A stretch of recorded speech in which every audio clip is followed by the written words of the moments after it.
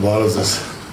Գերիների վերադարձից մինչև հնարավոր կալանավորում և հետընտրական զարգացումներ Գագիկ Ծառուկյանը հանդես է եկել մեծասուլիսով և պատասխանել 1 տասնյակից ավելի լրատվամիջոցների հարցերին։ Լրագրողները նախ հետաքրքրվել են, թե ինչպես է Բարգավաճ Հայաստան կուսակցության ղեկավարը պատկերացնում գերիների վերադարձը։ Ցանկացած մարդ, հայ, ղեկավար, պատասխանատու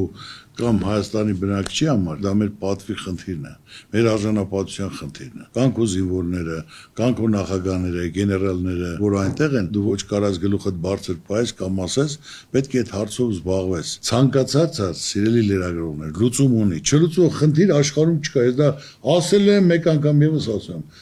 Հարկավոր է զբաղվել, հարկավոր է դիմել, այո, պետք է Ալեքսանդր Գրիգորիչին էլ, Լուկաշենկոին էլ դիմել, Վլադիմիր Վլադիմիրովին դիմել, Տրամպին էլ դիմել, Մակրոնին էլ դիմել, հարկավոր է զբաղվել, հարցը կարգավորել, դիմելով, դա միջնորդով կլինի, եթե մենք գնում ենք խաղաղության, եթե մենք գնում ենք զիջումների, եթե մենք անգլավներ ենք տալիս, խի Ադրբեջանից մի հոգի մեզ մոտ չկա, մենք սաղ տվել ենք, բայց մերուկ ընդեղ է արդարացի մոտեցումը։ Հա, եթե մենք ճանապարհ ենք բացել, մենք բենզին ենք բերում, ցորեն ենք բերում, եղբայրություն, եթե տենց որ այդ հարցերը պետք է փակված լինեն, ամեն ինչը լուծում ունի։ Եթե զբաղվող կա, հետևող կա, կապ ունեցող կա, ծանոթություն ունեցող կա, շրջապատ ունեցող կա, որ կարողանան բանակցեն, հարցերը կարգավորեն։ Եթե այսօր Իրանն ու Ամերիկան կարող են անկյուններ գտնել, կազմակերպել, բանակցել, ընդհանուր հայտարարի գալ, ոնց կարող ենք չկարողանանք մեր գերիների հարցը կարգավորելու։ Պարոն Ծառուկյան, Լուկաշենկոյի դուք ընկերական հարաբերություններ ունեք, Լուկաշենկոն էլ Ալիևի հետ ընկերական։ Այո, բայց դա եմ ասում։ Դուք հիմա պատրաստվում եք դիմել Լուկաշենկոյին կամ հիմա, կամ թեկուզ եթե իշխանության գա, կամ փորձել եք մինչ այս դիմել, օրինակ այդ թեմա առասարակիր հետ խոսք եղել է թե ոչ։ Շատ բաներ ձեզ չասեմ, բայց ամենակարևորը իմացեք հնարավորություն դեպքում մի ամիս չի կարող տևել, որ իրանք այնտեղ մնան, եթե հնարավորություն իմ ձեռքում լինի։ Լուկաշենկոյի հետ որ հարցով ես դիմել եմ, ասել եմ, 2 րոպե չի տևել։ Չլուծող խնդիր գոյություն չունի, այդ ձևի հարցերա կարգավորում եղբայր, դա ինչ հարց է։ Հանուն ունեցվածքի հայրենիքս չեմ դավաճանի ընդգծում է Գագիկ Ծառուկյանը, բացառելով ցանկացած տեսակի գործակցություն Փաշինյանի իշխանության հետ, անգամ ունեզրկման մասին սպառնալիքների դեպքում։ Ծառուկյանը նման է ինչ որ հանուն ունեցվածքի, որ ես իմ ազգովի խայտարակվեն, որտեղ մտնեն, ասեն դավաճան, իր ունեցվածքի համար սաղ ժողովրդին վարի տվեց։ Խնդրում եմ ձեզ, դուք գնացեք մի հատ մարդկանց տները, իրավիճակը նայեք, վիճակը նայեք, ձեռները նայեք, տան ունեցվածքը նայեք, սիրտդ կցավա։ Ոնց կարա դու քո ունեցվածքի համար, ընդմիշտ դու ոնց դառնալու ես ազգի թշնամի։ Ծառուկյանը այդ գործարաններից չի երբեք ես չեմ կարող։ Հայրենիքը դավաճանել հանուն ունեցվածքի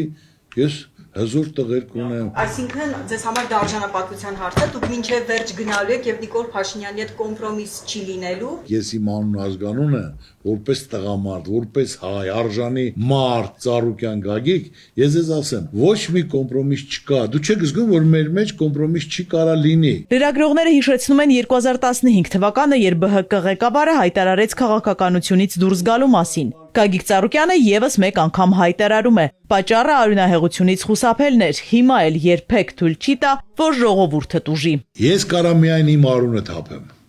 Իմ ժողովրդի արունը ես նորից եմ ասում, չեմ կարա։ Թող բռնեն, ունեցվածքս վերցնեն, ինձ գնդակահարեն, հարց կա իմ համար մեծ պատիվ ընդմիշտ սաղ հպարտ, հզոր, մեկ ամբոլոն էլ մականացվեն, որ պատմության էջում կգրվի, որ մարդար հանուն իր հայրենիքի ժողովրդի հարց չկա։ Ինչ կա իմ նպատակն է իրականացել է, միայն մնացել է Քրիստոս արձանը, այն արդեն պատրաստ է, մենակ մնում է մի տարի ժամանակ են իմ տղերքը կդնեն տեղը, հարց չկա։ Եթե իմ ժողովրդից պետք է արուն թափի, ես չեմ անի։ Բայց փողոց կհանեք մարդկանց։ Եթե դրա անհրաժեշտությունը կա, ասենք թե խարդախություն, հարամություն, անպայման ինչի մասն է խոսքը։ Բայց արուն թափելու ես ձեզ ասում եմ բացառված ես դու չեմ տա։ Կարամ իմ արունը թափեմ, դուս գամ։ Բայց որ իմ ժողովրդից պետք է արուն թափի, ու ասեն Ծառուկյանը իր պաշտոնը իր ունեցվածքը փրկելու համար ժողովրդին հանեց արնայողության, ես դա չեմ ուզում։ Բայց եթե ժողովուրդը իր ձայնը տանի տա, ինչ պետք է անենք։ Այսօր ընտրությունը ժողովրդին է։ Ոնց կորոշի ժողովուրդը ինքն է ընտրում իր ապագանել, իր երեխայի ապագանել, վաղվորնել, ասեմ, իմացեք, որ բոլորից հետ շնորհակալ եմ, ձայն տանեք, շնորհակալ եմ, չտակել շնորհակալ եմ, ձեր ցավը տանեմ։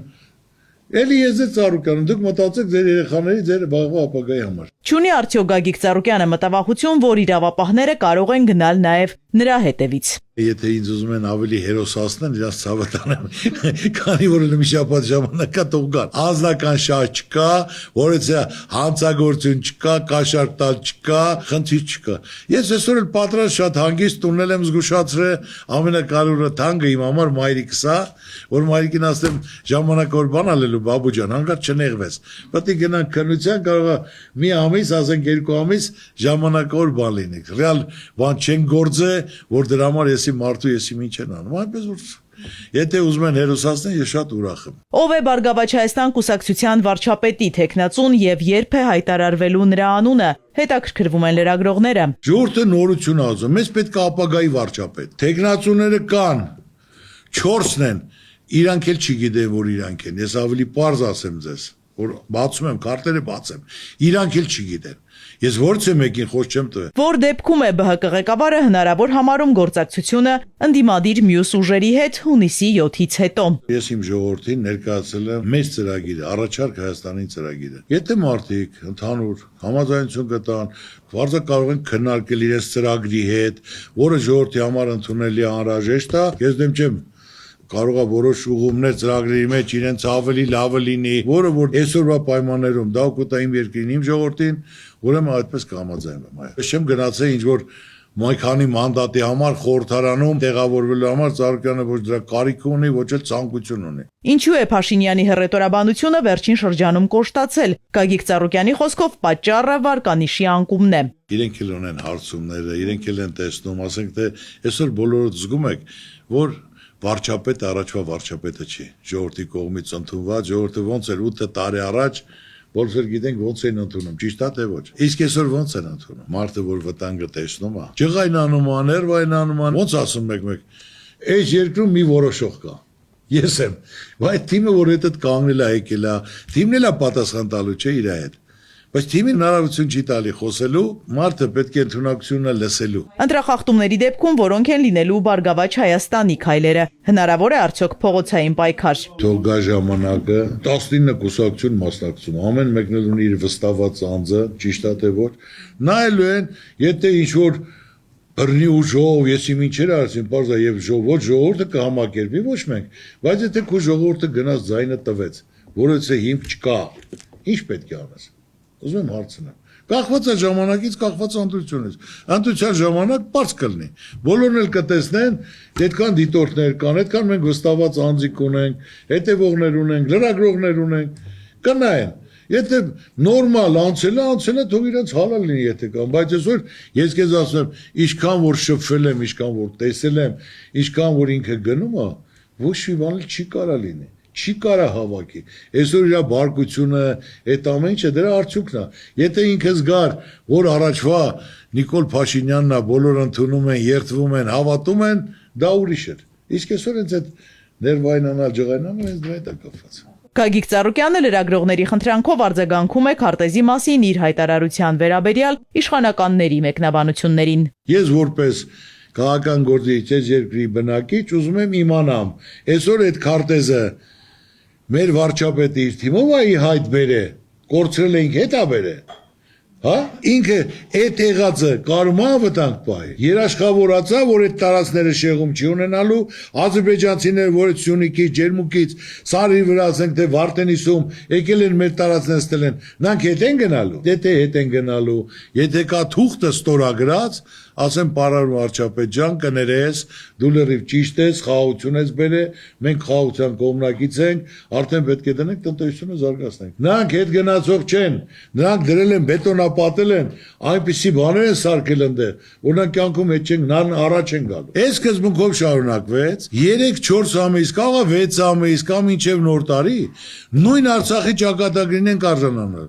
Ալիևի նպատակը, նրա խոսալը մեր վարչապետի հետ շատ վատ է, գործընկերոջ պես չի խոսում։ Իսկ մեր անկախ ամեն ինչից ուզենք թե չուզենք, մեր վարչապետն է, դա մեզ է վերաբերվում։ ԲՀԿ ղեկավարը նաև անդրադառնում է հայ-ռուսական հարաբերություններին։ Լրագրողներից մեկը հիշատակում է Երևանում կայացած Եվրոպական քաղաքական համայնքի համաժողովը եւ Պուտինի Հայաստանի հետ հնարավոր ապահարզանի մասին հայտարարությունը։ Սա թակարդ է։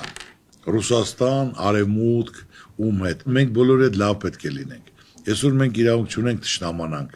որից է մի երկրի հետ։ Աշխարհի բոլոր երկրների հետ շփվել ենք, բայց հիմնական շարժը, աշխատանքը, շփումը, արտահանումը, ներկրումը 80% եղել է Ռուսաստանի հետ։ Եթե մենք պատրաստում ենք Ռուսաստանի հետ թշնամանալու, պետք է մտածենք մեզ ինչ վտանգ է գալու։ Մենք կարող ենք դրա տակից դուրս գանք, թե չենք կարողանում։ Մենք 100% պետք է փորձած լինենք, որ մենք դրանից ավելի լավ պայման ենք ստեղծում մեր ժողովրդի համար, մեր գործարարի համար, մեր գյուղատնտեսության համար։ Եթե առանց մտածել քայլ ենք կատարում, մենք փչացնում ենք մեր հարաբերությունը, թշնամանում ենք Ռուսաստանի հետ։ Դա ինչ է մեզ տալի, որ լրիվ վերանա, ավիրվի, քանդվի, ասում են մեր մոտ լրիվ նորմալ է, մեր հարաբերությունները նորմալ է, եղբայր ջան, ձեր հարաբերությունները նորմալ է, չի երևում նորմալ է, որ դու հրավիրել ես, ասենք թե Զելենսկին է եկել, մյուսն է եկել, այստեղ Ռուսաստանին վիրավորելով, ասելով, գործընկերները այդպես բան ո՞նց են անում։ Տարեկան 3 միլիարդ դոլարի պտու բանջարեղեն գինի եւ կոնյակ արտահանում, որ ստե արտադրում են, մշակում են, պատրաստում ուղարկում են։ Հիմա այդ մարդիկ այսքան ճանապարհներին ծաղիկում, միրգու, պամիդոր, վարում, կլուբնի, կոնյակ ճանապարհների կանգնած, եթե իրենք ուղղություն ունեն, որ այդ ճանապարհը միանգամից բացում է Եվրոպայի հետ, Ադրբեջանի հետ, Թուրքիայի հետ, ես դեմ չեմ։ Մարդը պետք է 100 անգամ չափի, մեկ անգամ կտրի։ Եթե նրանք այդքան ամբողջ թիմով գոռալով այո, իրաց ցավն էլ տանեմ, թող անեն, տեսնեն ժողովրդի կարգավիճակը ոնց է լինել։ Ներքին համերաշխության մասին ԲՀԿ առաջնորդը հաճախ է խոսում։ Երկրի զարգացումն ու ամրացումը այդ ճանապարհով է պատկերացնում։ Հայաստանը ծանր իրավիճակից հանելու համար պետք է վերկուսակցական կոնսոլիդացիա լինի։ Իսկ մինչև այդ ԲՀԿ ղեկավարը կարևոր է համարում քաղաքացիների ակտիվ մասնակցությունը ընտրությանը։